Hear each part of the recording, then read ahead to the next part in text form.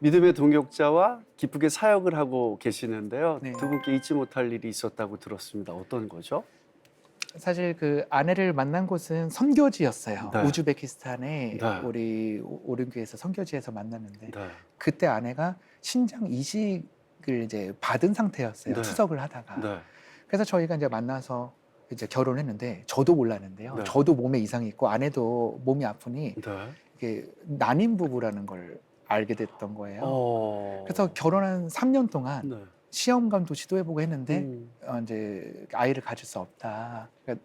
그래서 저희는 이제 본의 아니게 이제 아이를 포기하고 있는 네. 그런 마음이 이제 3년 차 됐었는데 음. 이제 포기하고 있을 때 자연 임신을 주신 거예요. 완전 포기하고 있었을 때.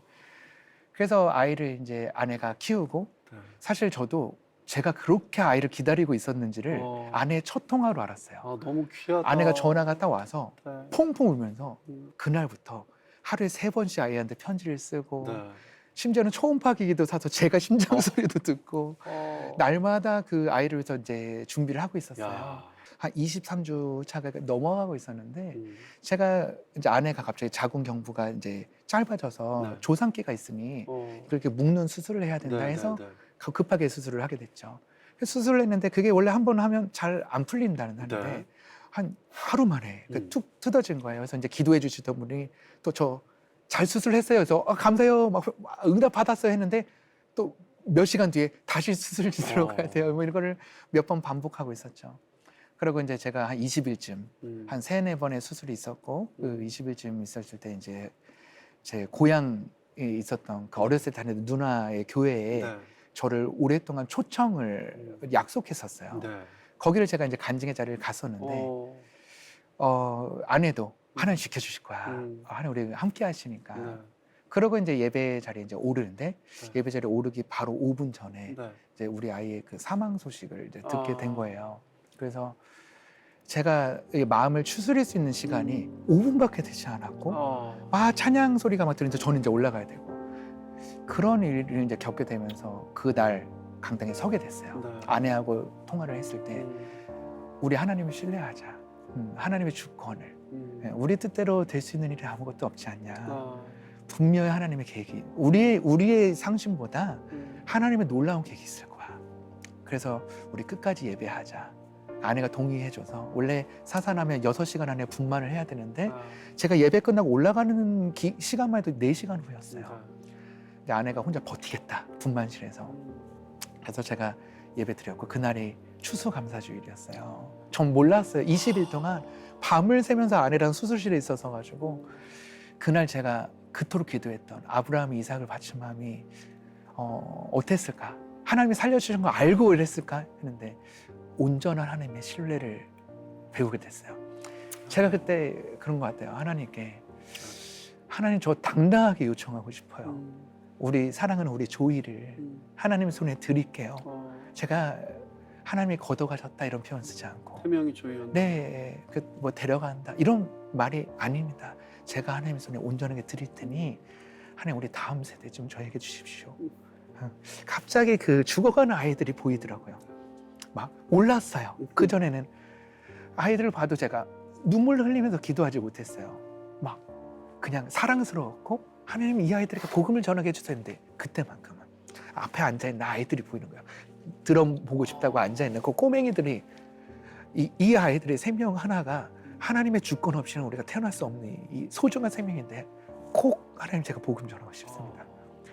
제가 다 드릴 테니까 그렇게 살게 해주십시오 해서 하나님이 그때 저의 마음에 준비를 시켰던 것 같아요. 다음 세대에 대한 뜨거운 마음을 진심을 누구보다 진심이었던 것 같아요. 그래서 아내가 이제 병원으로 가서 이제 고통스러운 그 분만의 시간을 가졌죠. 이제 죽은 아이를 이제 해야 되는데 아내가 신장 이식 환자에 20일 동안 수술을 했으니 이제 사실 아내가 죽을 뻔했어요.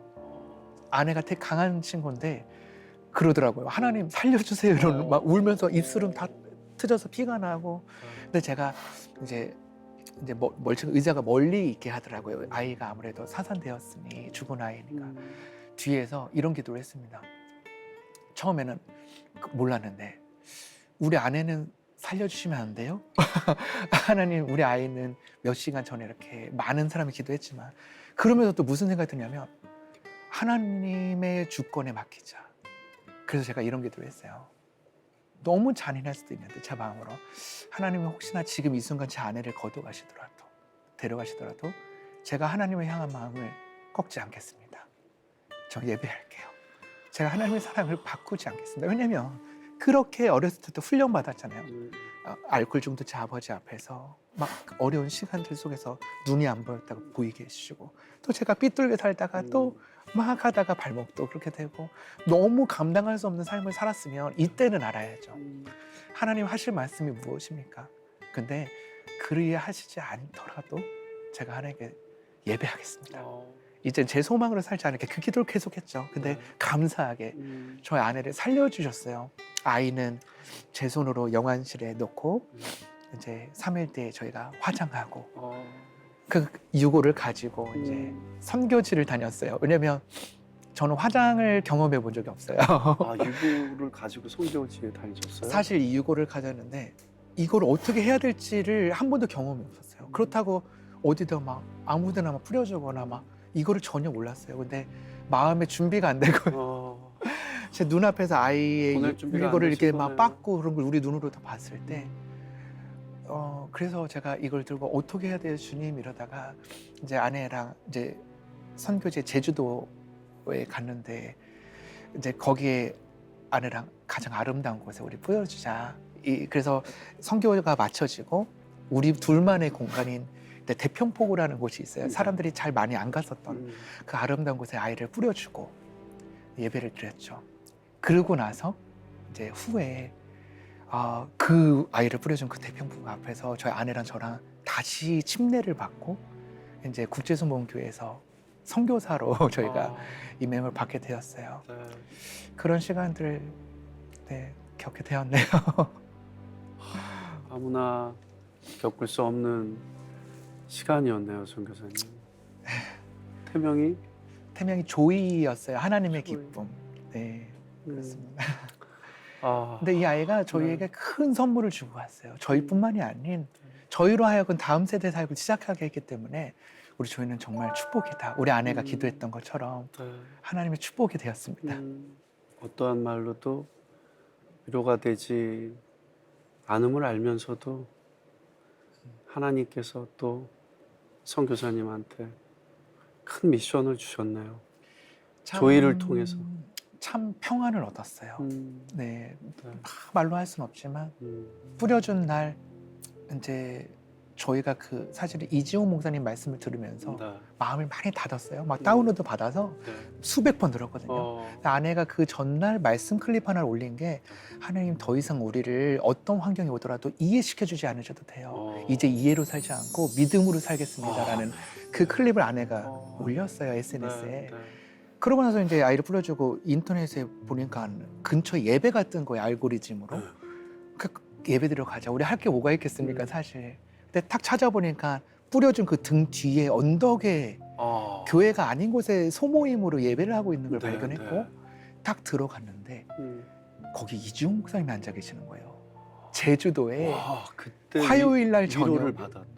들어가자마자 아내랑 그냥 손을 잡고, 그 이지웅 목사님 뵌 적이 없거든요. 네. 그 모습만 보더라도 하나님 살아계셔, 우리 이렇게 위로하셔.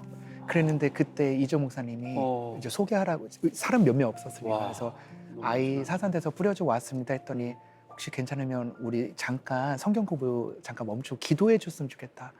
근데 우리 등 뒤에 와서 손 얹고 기도해 준 그 첫 마디가, 하나님, 이 가정이 이제는 이해로 살지 않고 믿음으로 살겠다고 하였사오니 하신 거예요. 네. 그때 저희의 마음속에 모든 게 해결됐어요. 하나님이 목사님 통해서 말씀하신 거네요. 그냥 살아계심을 우리 가정 안에 명확하게 말씀하셔가지고, 사실 그때 집으로 가면서 아내가 콧노래로 찬양을 부르더라고요. 야. 아이를 잃고 보낸 어미의 네. 입에서 찬양이 나올 정도면 우리 안에 세상에 줄 수 없는 예수 그리스도의 참 평안, 정말 그 에이레나의 평안을 우리 둘이 안게 된 거예요. 그러면서 이제는 저희가 그 무엇도 우리 마음에 와, 이게 참 하나님이 주신 평안이구나. 아마 오늘 방송을 보시는 많은 분들께 네. 제가 드릴 수 있는 최고의 선물이 있다면 저희가 받은 하나님의 예수 그리스도만 주실 수 있는 평안을 네. 좀 선물 드리고 싶은 마음으로 이렇게 아. 좀 주신 것 같습니다. 너무 감사합니다.